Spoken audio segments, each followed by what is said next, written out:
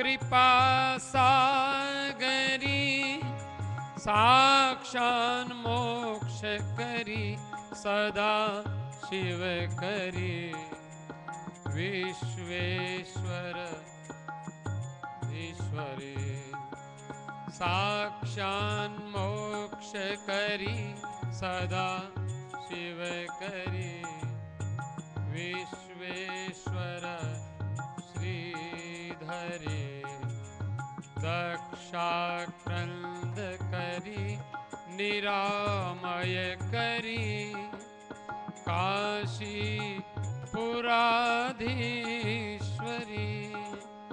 भिक्षां देहि कृपावलंबन करी माता अन्नपूर्णेश्वरी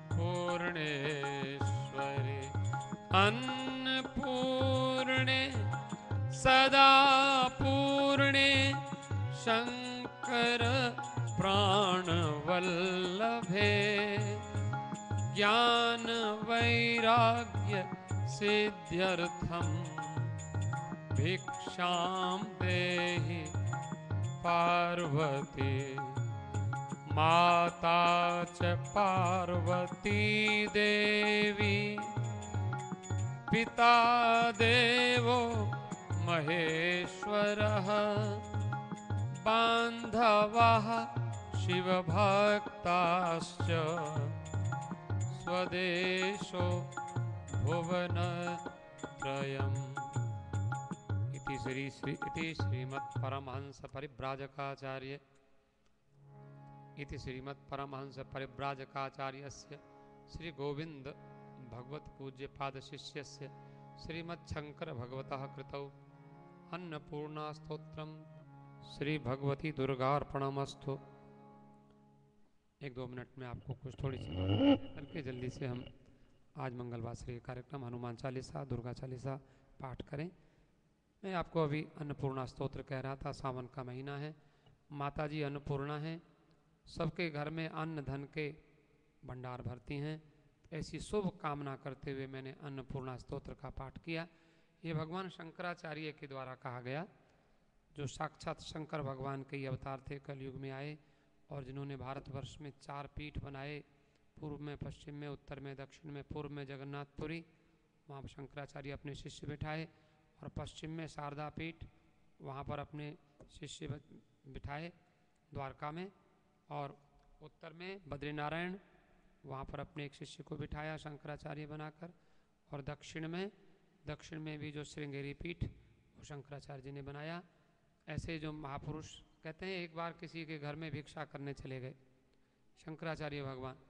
हम लोगों के मन में ऐसा होता है कई बार, आप लोग बहुत अच्छे हैं, माता जी के मंदिर में आते हैं, और देखो कभी भी दान देने से कभी कुछ घटता नहीं है। आप लोगों के दान से सब मंदिर चलते हैं, माताओं बहनों के सहयोग से सारे कार्य होते हैं। लेकिन एक बात ज़रूर है, हम किसी को कुछ देते हैं तो ऐसा नहीं सोचना चाहिए कि हमारी कुछ कमी आती है। चिड़ी चोंच भर ले गई, कहते चिड़िया नदी न घटियो नीर, और दान दिए धन ना घटे, कह गए दास कबीर। जैसे नदी में से चिड़िया अगर चोंच भर के कुछ ले जाती है तो कोई घटता थोड़ी है। एक महात्मा कहते थे कि यदि हम मकान बनाते हैं तो मकान में एक पानी जब वर्षा होती है तो उसको पानी निकलने की जगह छोड़ते हैं, एक पनाला बोलते हैं, कि वो पानी छत का पानी छत में ना भरे, निकलना चाहिए। तो यदि उसमें ना बनाया जाए किसी मकान में और पानी गिरता रहे, ऊपर वर्षा होती ही रहे, तो पानी छत में भर जाएगा और भरते भरते वो मकान गिर जाएगा। तो कहते हैं ऐसे ही हमारे जीवन में थोड़ा थोड़ा हमें निकालना चाहिए। लेकिन कई बार हम लोगों को संदेह हो जाता है, हमारे घर में तो ऐसे ही कुछ नहीं है, ये मांगने वाला कहाँ से आ गया, हम कहाँ से किसी को दें। तो कहते शंकराचार्य भगवान किसी माता के घर में पहुँचे, बोले माई भिक्षा दे। सन्यासी थे ना, आज थोड़ी परंपरा दूसरी हो गई, उन्होंने कोई मठ बनाया नहीं था, शंकर सन्यासी थे, भिक्षा मांग के खाते थे। तो पहुँचे, माई भिक्षा दे। माता बेचारी गई अंदर, लेकिन पहले माताओं में बहनों में बड़ी श्रद्धा, माई भिक्षा, पिताजी भिक्षा दो, भाई साहब भिक्षा दो, ऐसा कहा नहीं है, माई भिक्षा दे। तो माताओं को भिक्षा देनी आती है, माताओं का स्वभाव होता है, कोई भूखा नहीं जाना चाहिए। साईं इतना दीजिए जामे कुटुंब समाए, मैं भी भूखा ना रहूं साधु ना भूखा जाए। साधु घर में आए तो उसको भिक्षा मिलनी चाहिए। माता जी हंसने लगी, बोली बाबा जी आज तो हमारे घर में लगता है कुछ भिक्षा आपके लिए है नहीं, चलो मैं घर में जाती हूँ देखती हूँ, क्योंकि आप हमारे यहाँ नियम ऐसा है साधु आवे तो भूखा नहीं जाना चाहिए। वो घर में गई तो हम लोग कभी आजकल हम लोग अनेक सब्जियां घर में रखते हैं, कई बार सब्जी सूख जाती हैं, खाई नहीं जाती तो ऐसा हो जाता है। उसने देखा आज तो कोई सब्जी भी नहीं है, आज बहुत ढूंढा कुछ ना कुछ तो होगा, अगर नहीं होता तो ये बाबा जी हमारे घर में आता ही नहीं। ऐसा हमारे घर में जरूर बाबा जी आया है तो कुछ ना कुछ मिलना चाहिए। ढूंढा, ढूंढते ढूंढते गई तो एक कोने में सूखा हुआ आंवला मिल गया। तो बोले बाबा जी इनका, वाह माता जी ये तो बहुत बढ़िया है, हम महात्माओं के लिए आंवला हमारी आंतों को ठीक करता है, हमारे पेट को ठीक करता है। आम म्यूकस जो प्रॉब्लम होती है आम बन जाती है, जो भोजन पचता नहीं है ठीक से, तो आंवला उसको ठीक करता है। तो आंवला लेकर के वो माता ने इसने अपने कमंडल में रख लिया। माता बोली बाबा जी मुझे क्षमा करना, आज बस यही है आपकी भिक्षा में और तो कुछ नहीं। बोले माँ तेरे धैर्य के लिए हम बहुत धन्यवाद देते हैं कि तेरे घर में कुछ नहीं है फिर भी तूने कुछ ढूंढ के दिया, मुझे तो चिंता है कि तू क्या खाएगी, तेरे बच्चे क्या खाएंगे। तो आंखों में आंसू आ गए। बोले महाराज आप जाओ, अब जैसा भी है मैं कम से कम हम जो आज नहीं खाएंगे तो कल खाएंगे, फिर कभी खाएंगे, लेकिन आपने कम से कम आप खाली हाथ नहीं गए, क्योंकि गृहस्थ के घर से अगर महात्मा भिक्षा बिना लिए चले जाए तो वो सारे पुण्य ले जाता है, तो इसलिए आप कम से कम आशीर्वाद देकर जाइए। उसने कहा माता मैं क्या आशीर्वाद तेरे को दूं, मैं माता की पूजा करता हूं। तो यहाँ पर मैं आपको कभी फिर सुनाऊंगा, अब तो समय का अभाव है। शंकराचार्य जी ने उसी समय एक स्तोत्र बनाया और उस स्तोत्र का नाम है कनक धारा स्तोत्र। आप उसको, इसका भी हम कभी आपको मीनिंग बताएंगे। दुर्गा मंदिर है तो देवी भागवत कथा हम रविवार को करते हैं, फिर कभी आपको मंगलवार गुरुवार जब भी हमें समय मिलता है तो हम सोचते हैं कुछ ना कुछ आपको नई चीज़, अच्छी चीज़ जो आपके जीवन में उपयोगी हो वो आपको कही जाए।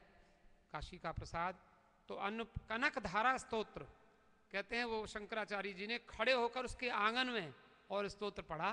तो कहते हैं आकाश से वर्षा तो होती है लेकिन वहां सोने के आंवलों की वर्षा हो गई, ऐसे मोटे मोटे आंवले सोने के, और गिरे और उसका सारा आंगन भर गया। बोले माता मैं जाता हूं, नमस्ते। तो कनक धारा स्तोत्र पढ़ा, वो माता जी की दुर्गा भगवती की स्तुति है, वो हम आपको फिर कभी आपको सुनाएंगे, बड़ा ही सुंदर स्तोत्र है। तो शंकराचार्य जी के ये अन्नपूर्णा स्तोत्र, कनक धारा स्तोत्र। और जब माया की निंदा की थी तो उस समय माँ भगवती ने अपना दर्शन दिया था, तो भगवती 16 साल की बहुत सुंदर कन्या बन के आई थी।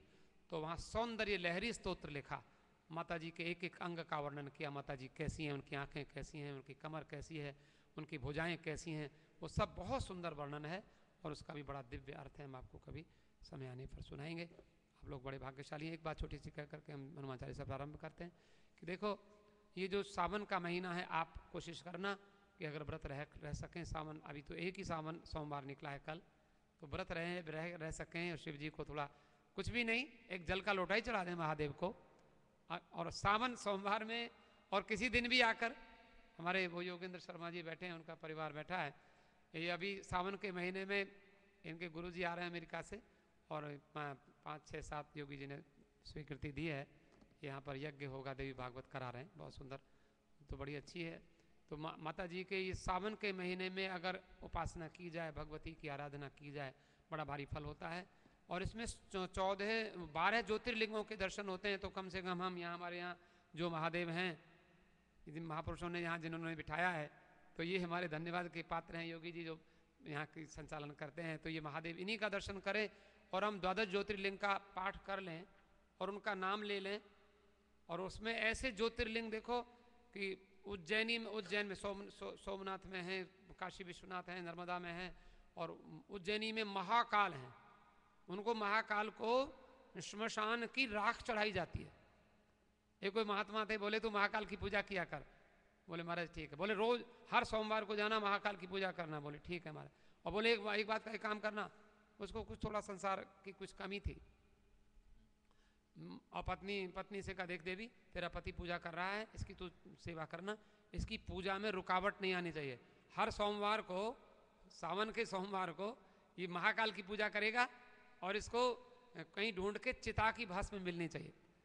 महाकाल को चिता की भस्म चाहिए, और चिता की भस्म वहाँ ऐसे, आज भी मैं गया था महाकाल में, उज्जैन में, जो आपके मध्य प्रदेश में है उज्जैन, तो वहाँ पर महाकाल, उनको बहुत बड़ा शिवलिंग है, उनको चिता की भस्म चढ़ती है और कहते हैं कि नया कोई आज ही जो मुर्दा जला हो उसकी भस्म, ताजा भस्म लाके उसको चढ़ाते हैं।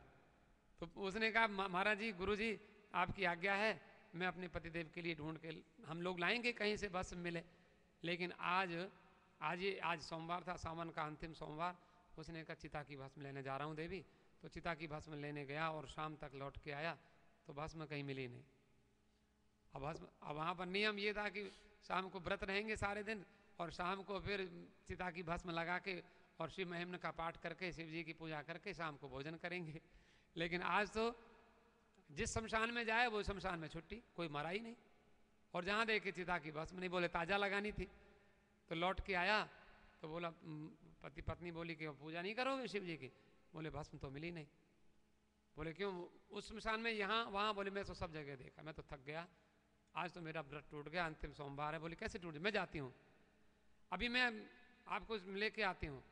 और देखो, अरे मेरे साथ अपनी किसी और सखी को ले गई, सहेली को, कि मैं इस सहेली के हाथ में आपको भस्म भेजूंगी। बोले ठीक है। तो देखो निष्ठा की बात है, श्रद्धा की बात है।